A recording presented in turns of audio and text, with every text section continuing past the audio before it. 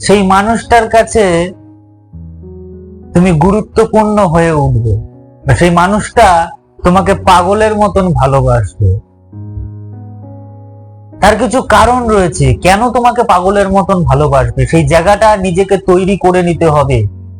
নিজের জায়গাটা সবসময় বলি আমি, নিজের জায়গাটা নিজেকে তৈরি করতে হবে। অপর কেউ এসে আমার জায়গা গড়ে দিয়ে যাবে না, আমাকে নিজেকে তৈরি করতে হবে সেই জায়গাটা। ভালোবাসার মানুষ আমাদেরকে ভালোবাসবে, এটাই সত্যি। কিন্তু কেন আমাকে ভালোবাসবে? আমার মধ্যে কি রয়েছে, আমার মধ্যে কি রয়েছে সেটা তাকে বোঝাতে হবে যে হ্যাঁ আমি এতে পারদর্শী, আমি এটা করতে পারি। আর একটা কথা সবসময় মনে রাখতে হবে বা মাথায় রাখতে হবে যে ভালোবাসার মানুষ যেমনই হোক না কেন, যে যাকে ভালোবাসে, যে যে সে যেমনই, আমি তাতেই খুশি। ওর মতো হতে হবে এগুলো বলতে চেও না। হে গাইস, আমি রাজেশ রয় আবারও একটা নতুন ভিডিও নিয়ে চলে এসেছি তোমাদের মধ্যে। আমাকে তোমরা যদি ইউটিউব বাদ দিয়ে অন্য কোনো প্ল্যাটফর্মে যদি দেখে থাকো, যাও ইউটিউবে গিয়ে আমার চ্যানেলটাকে সার্চ করো, সার্চ করে সাবস্ক্রাইব করতে ভুলো না। আর যদি ফেসবুকে দেখে থাকো পেজটাকে লাইক করে ফলো করে দিও, যাতে আমি একটু আরো ওপর দিকে যেতে পারি। আমি মোটিভেশনাল সংক্রান্ত ভিডিও আমার চ্যানেলে, আমার পেজে আমি নিয়ে আসি। সমস্ত কিছুর দিক দিয়ে মোটিভেট করার কাজ হচ্ছে আমার, মানুষকে মোটিভেট করব। তোমাদের কোনো যদি সমস্যা থাকে তোমরা কমেন্টের মাধ্যমে জানাও, আমি চেষ্টা করব সেই সম্পর্কিত ভিডিও আনার। আমি আমার প্রতিটা ভিডিওতেই আমি বলি যে তোমরা কমেন্ট করো, তোমরা কমেন্ট করো। অনেক বন্ধু আছো যারা কমেন্ট করেছো, ভিডিও পুরো না দেখলে তারা কমেন্ট করতে পারতে না, তাদেরকে অসংখ্য ধন্যবাদ যারা আমাকে আমার ভিডিওতে কমেন্ট করে আমাকে উৎসাহ দিয়েছো আরো, যার জন্য আমি আরো উৎসাহিত হয়ে কাজ করার জন্য মনের দিক দিয়ে আমি আরো শক্ত হয়েছি। তো আজকের ভিডিও সেই মানুষটা তোমার জন্য পাগল হবে, পাগলের মতো ভালোবাসবে সেই মানুষটা। হ্যাঁ, তোমাকে পাগলের মতো ভালোবাসবে। কি করে? তার জন্য নিজেকে একটু কিছু ট্রিক্স খাটাতে হবে। এই মাথাটা রয়েছে, এটাকে একটু কাজে লাগাতে হবে। সবসময় শুধু শুয়ে বসে দিন কাটালে হয় না, এটাকে একটুখানি প্রেসার দিতে হয়, তাহলে অনেক কিছু বেড়ায় ভেতর থেকে। প্রেসার বলতে হাতুড়িটা তুলি দিয়ে মারার কথা আমি বলছি, একটু ভিত্তি দিয়ে বিচার করতে হবে, চিন্তা ভাবনার ক্ষমতা আনতে হবে, তাহলেই এখান থেকে অনেক কিছু বেরিয়ে আসে। কথাটা একটু হাস্যকর লাগছে, অনেকেই ব্যঙ্গ করবে এই কথাটা শুনে, আমি জানি অনেকেই ব্যঙ্গ করবে, কিন্তু যারা বোঝার তারা ঠিকই বুঝতে পারবে এই কথার মানে।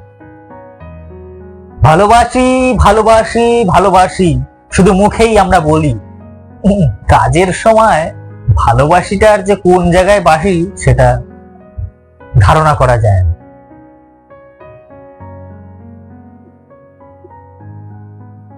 শুধু চাহিদা পূরণের জন্য ভালোবাসা হয় না। আমি তাকে দিয়ে শুধু আমার ড্রিম গুলো পূরণ করব, আমার যা যা প্রয়োজন আমি সেগুলো পূরণ করে নেব, এটা ভালোবাসার লক্ষণ নয়, এটা হচ্ছে লোভিত্বের লক্ষণ। লোভী মানুষেরাই এগুলো করে থাকে। আমার ভালোবাসার মানুষ যদি আমাকে খুশি হয়ে যদি কিছু দেয় সেটা আলাদা ব্যাপার, কিন্তু তার থেকে চেয়ে নেওয়া সেটা আলাদা ব্যাপার। চাওয়া বলতে একদিন চাও, দুদিন চাও, ঠিক আছে, বারংবার বারংবার বারংবার রিপিট করছো, এই জিনিসটা ঠিক না। তাহলে কি এটা তোমার স্বভাব, এই স্বভাবের জন্যই তুমি একদিন, আজ হয়তো তুমি ওপরে উঠে যাচ্ছ, একদিন এই স্বভাবই তোমাকে টেনে হিড় করে নিচে নামিয়ে দেবে। তুমি মুহূর্তের মধ্যেও হতভম্ব হয়ে যাবে, কি হলো কেসটা আমার সাথে। এটাই হয়। ভগবান পরীক্ষা নেয় আমাদেরকে ভগবান পরীক্ষা করে দেখে যে ও কত সইতে পারে। থিতাতে ওকে একদম দেয়ালে পিঠ ঠেকিয়ে দেবে, একদম মাটির সাথে মিশিয়ে দেবে।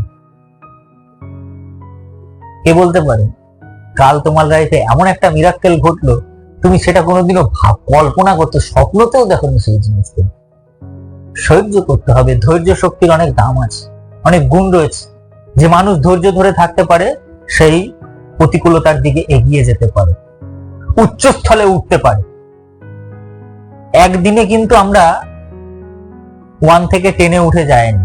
ওই যে 1-এর পেছনে যে শূন্যটা এসছে, ওটা কিন্তু 10টা বছরের মেহনত করার পরে ওই শূন্যটা যোগ হয়েছে, তখন আমি ক্লাস 10-এ উঠেছি। লাইফের ক্ষেত্রেও তাই। কাল জন্মালে আজ সবকিছু শিখে যাবো এমনটা নয়। তাহলে বলে কেন বয়স্ক মানুষদের সম্মান করতে হয়? তাদের কথার গুরুত্ব রয়েছে, তাদের কথার দাম রয়েছে, কারণ তারা শিখেছে, তাদের বয়সের জন্য তারা অনেক কিছু শিখেছে।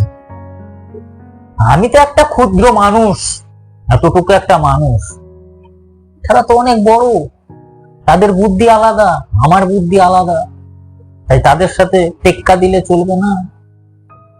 তারা যেটা ভিত্তি দিয়ে বোঝে, আমি সেটা ভিত্তি দিয়ে বুঝতে পারি না, কেন আমার সেই বয়সটা এখনো হয়নি। বয়সের মাপকাঠিটা বুঝতে হবে। সবকিছুতেই আমি জানি সব জানতা গামছা আলা, এটা হয় না, হে ভাবা ভুল। বৃদ্ধ মানুষের কথা শুনতে হয়, তাদের কথার মধ্যে অনেক কিছু মানে রয়েছে। তাদের এই চুল পেকেছে এমনি এমনি নয়, বয়সে তাদের চুলটা পেকেছে, তাই তাদের মেধাটা অনেক, তাদের জ্ঞানটা অনেক, তাদের বুদ্ধিটা অনেক।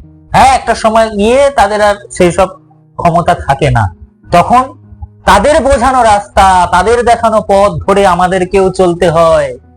তাহলেই তো আমরা আরো কিছু করতে পারবো, লাইফে অ্যাচিভ করতে পারবো, লাইফে দাঁড়াতে পারবো, কেরিয়ার গড়ে তুলতে পারবো। ভালোবাসার মানুষের ক্ষেত্রেও সেই একই কাজ করতে হবে, তাকে বুঝতে হবে, তাকে বোঝার চেষ্টা করতে হবে, তার ভালো মন্দ সুখ দুঃখ সমস্ত কিছু বুঝতে হবে। শুধু একটা মানুষের ভালোই নিয়ে যাব, খারাপটা নেব না, এটা হয় না। ভালোবাসার মানুষ যেমনই হোক না কেন, সে আমার কাছে ভালো, হোক না কালো, তাও সে আমার কাছে ভালো। কালো জগতের আলো, কি আছে? কয়লার মধ্যেই কিন্তু হীরা খুঁজে পাওয়া যায়, মূল্যবান রত্ন কিন্তু ওই কয়লার মধ্যে খুঁজে পাওয়া যায়। কালো বলে কাউকে কিন্তু তাচ্ছিল্য করো না, কাউকে ঘৃণার চোখে দেখো না কালো বলে। কৃষ্ণ কালো, কালী কালো, কালো তো কি হয়েছে? ভালোবাসলে এইগুলো, এই যে আমরা ভালোবাসার ক্ষেত্রে অনেক সময় এরকম করে থাকি যে দেখো ওর মানে একটা কারোর সাথে তুলনা করি। আমাকে যদি কেউ কারোর সাথে তুলনা করে, আমার খারাপ লাগবে না? খারাপ লাগবে কিনা? অবভিয়াসলি খারাপ লাগবে, যে হ্যাঁ আমি হয়তো ওটা পারি না, কিন্তু আমি অন্যটা পারি, আমি অন্য কিছু করতে পারি। সবার মধ্যেই সব গুণ থাকে না, মানিয়ে নেওয়ার ক্ষমতাটা জানতে হবে। তাহলে তাকে বলতে হবে যে ওর মতন হও তুমি, ওর মতন চলো, এগুলো না। ভালোবাসার মানুষের প্রতি সমস্ত কিছু চাপিয়ে দেওয়া, একটা বোঝা চাপিয়ে দেওয়া, এই যে সমস্ত কিছু চাপিয়ে দেওয়া, কোথায় যাচ্ছ, কি করছো, রাত্রেবেলা ধরো অনলাইন রয়েছে মানে যে সে কারোর সাথে প্রেম করছে বা অন্য কোনো রিলেশনে গেছে, এটা ভাবা ভুল। আমাদের মাথায় এইসব ভাবনা চিন্তাগুলো চলে আসে। সেই মানুষটা আমাকে রিপ্লাই দিচ্ছে না, হয়তো এটাও হতে পারে সে কোনো বাড়ির কাজ করছে, দেবে রিপ্লাই, পরে দেবে। আর একান্তই যদি সে রিপ্লাই করা বন্ধ করে দেয়, তাহলে আমার অ্যাডভাইস, আমি বলবো তুমিও বন্ধ করে দাও।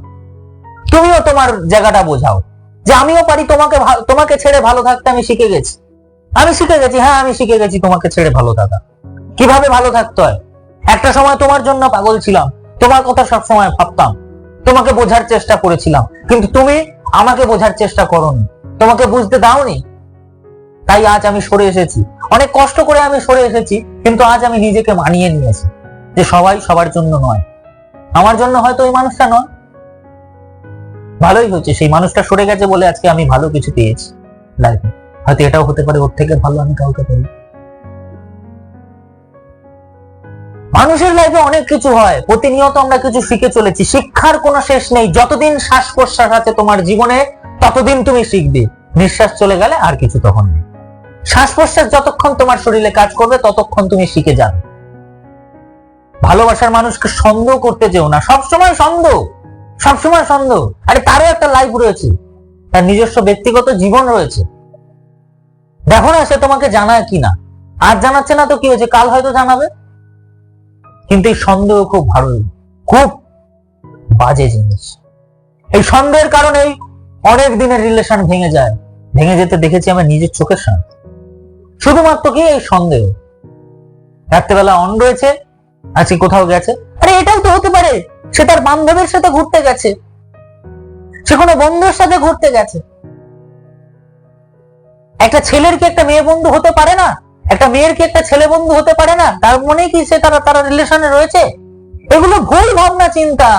আজকালকার দিনে এইসব ভাবনা চিন্তা মানায় না। আমিও তো ফোনটা ঘাটছি, তাহলে আমাকে কি সেই মানুষটা প্রশ্ন করতে গেছে, এই তুমি কেন ফোন ঘাটছো, তুমি কেন এখন অনলাইন?